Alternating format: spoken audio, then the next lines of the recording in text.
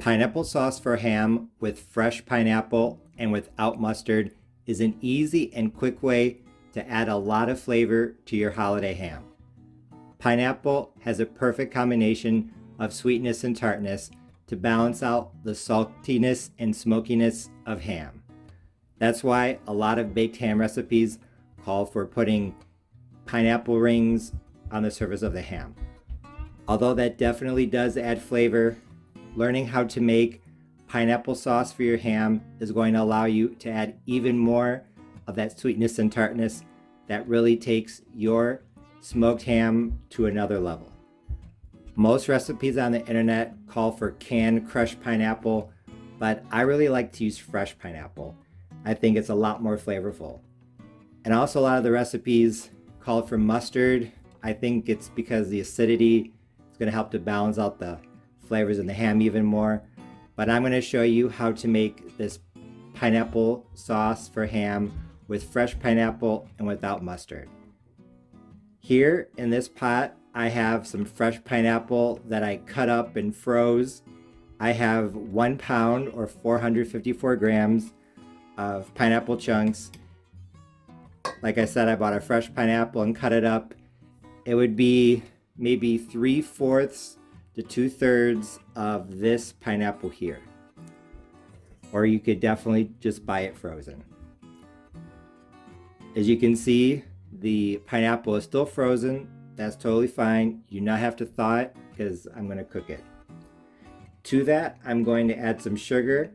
I am adding 2/3 of a cup of white sugar, or 140 grams.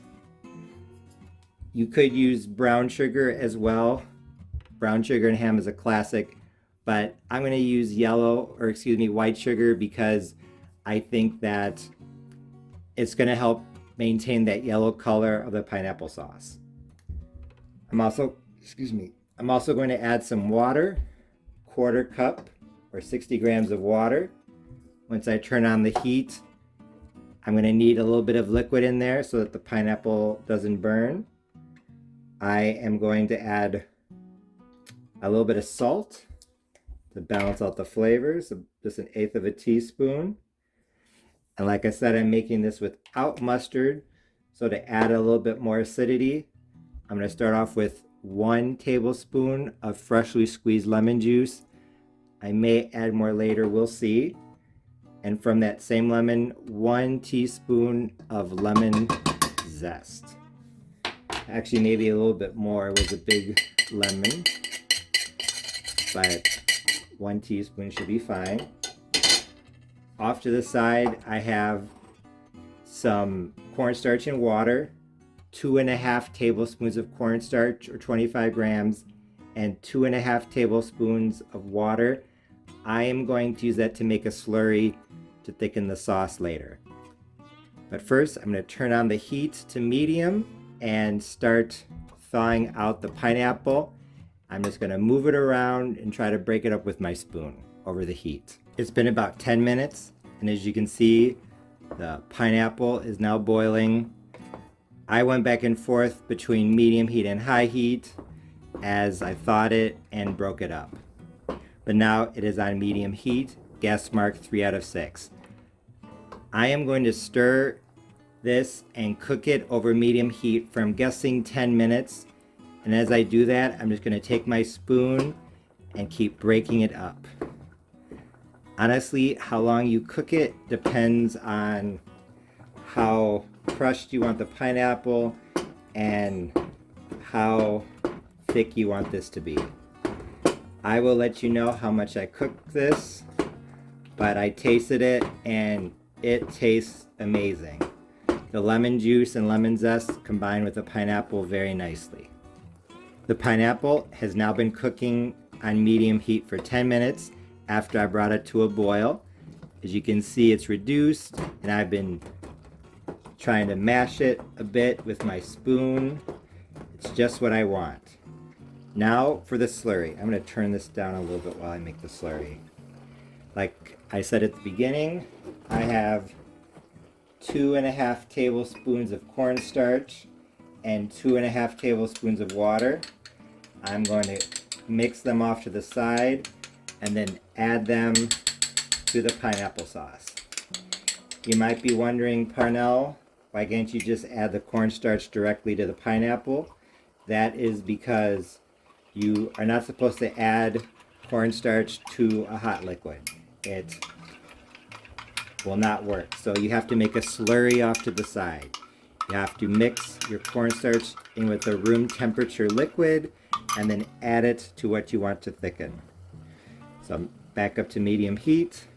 All I have to do is pour this in, stir, and it should start to thicken in a few seconds.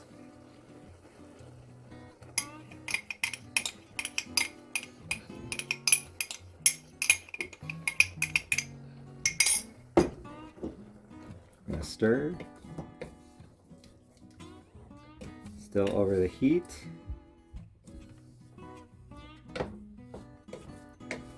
And you can see that it is now starting to thicken. And actually, the recipe still is not done. I tasted the pineapple sauce and it was really good, but there was still a bit of cornstarch flavor in the background. So I added some more water, a total of 1/4 cup, and I put it back on the heat, and now I'm cooking it for 5 more minutes just to get that cornstarch flavor out of it. It's not super strong. Most people probably wouldn't notice it, but I think that cooking it a little bit longer and adding a bit more water is going to help that cornstarch flavor to dissipate. So I'm going to cook this for maybe 1 more minute, then it will finally be done.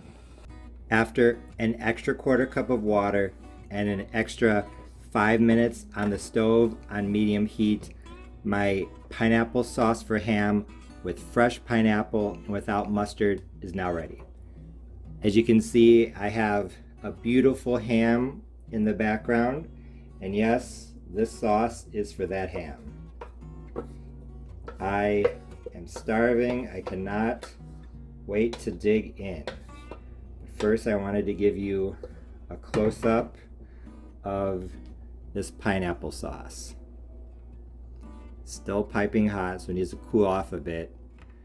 But I tasted it. It's sweet, but not too sweet. The lemon juice and lemon zest, along with the sugar, just balance everything out absolutely perfectly. This would actually be a good pie filling, so I may be doing a pineapple pie in the near future. As I just said, my pineapple sauce for ham recipe was a big success. It had the perfect balance of sweetness and tartness, exactly what you need to balance out the smokiness and saltiness of baked ham. I think that using fresh pineapple in this sauce is what really put it over the top, because as I've said in multiple other recipes, fresh pineapple is a lot more flavorful than canned. I also think that the lemon did a good job of adding some tartness and bringing out the fruitiness in the pineapple. So this sauce turned out great even without mustard. As you can see in these photos, it was a beautiful bright yellow color, so it was the perfect addition to this baked ham. So if you're looking for an easy way to add some extra flavor to your Easter ham this year, be sure to give this recipe a try. As always, thanks for watching. See you next time.